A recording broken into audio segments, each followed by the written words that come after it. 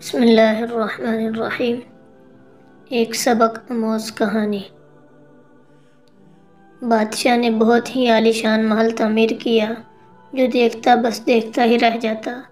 محل نہیں تھا، جنت کا ٹکڑا تھا، غرض یہ کہ جو بھی آتا دیکھتا اور ششدر رہ جاتا۔ مگر بادشاہ نے عجیب شرط رکھ دی، جو شخص محل کو ایک متعین وقت میں پورا محل دیکھے گا اسے دے دیا جائے گا، لیکن جو شخص اس متعین وقت میں نہیں دیکھ پائے گا اس کا سر قلم کر دیا جائے گا۔ بہت سارے سر پھرے نوجوان منع کرنے کے باوجود جان گنوا بیٹھے۔ جو بھی جاتا پورا کیا آدھا محل بھی نہ دیکھ پاتا کہ وقت پورا ہو جاتا اور اجل کا پیغام لے کر ہی آتا۔ اس بات کا شہرا بہت دور تک پہنچ گیا۔ ایک نوجوان دیہاتی کے کانوں تک بھی یہ خبر اڑتی اڑتی پہنچ گئی۔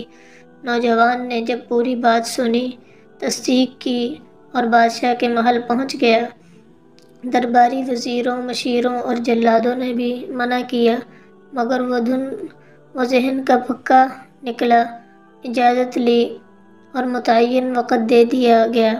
نوجوان محل میں پہنچا دیا گیا۔ نوجوان نے ایک سرے سے لے کر دوسرے سرے تک در و دیوار، کمرے، راہداریاں، فانوس، قمقمے، قالین، صوفے، تالاب، حوض، باغ، پگڈندیاں، الغرض ایک ایک چیز کڑے پہرے میں دیکھ لی اور وقت ختم ہونے سے پہلے بادشاہ کے روبرو پیش کر دیا گیا۔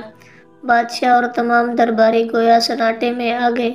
بادشاہ نے کہا، نوجوان، میں اپنی شرط پر قائم ہوں، محل اب تیرا ہے، مگر یہ بات سمجھ نہیں آئی، وقت ختم ہونے سے پہلے طے شدہ وقت میں اتنا خوبصورت محل جس کے در و دیوار، کیاریاں، باغات، حوض، تالاب، کمرے، رہائشیں اتنی خوبصورت ہیں، تم سے پہلے جو گیا، کوئی باغ میں پہنچ کر باغ کے خوبصورتی میں کھو گیا، کوئی کیاریاں، کوئی قمقمے، کوئی در و دیوار کے نقش و نگار میں کھو گیا اور وقت ختم کر دیا اور جاں گنوا بیٹھا۔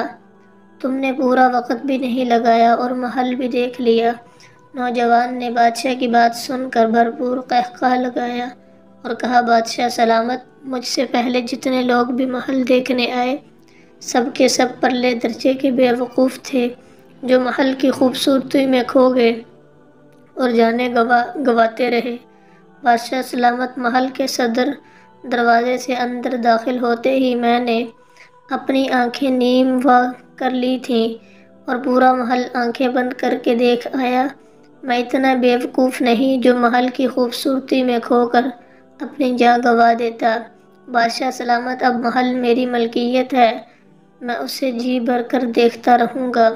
دوستو، وہ محل دنیا ہے، بادشاہ وہ کریم ذات ہے اور محل کے خوبصورتی میں کھو جانے والے ہم انسان ہیں، اور نیم وا آنکھ والے وہ دانا اور کامیاب انسان ہیں جو اس دنیا کی خوبصورتی میں کھو نہیں جاتے بلکہ بامقصد زندگی گزار کر اللہ کے حضور پہنچ جاتے ہیں۔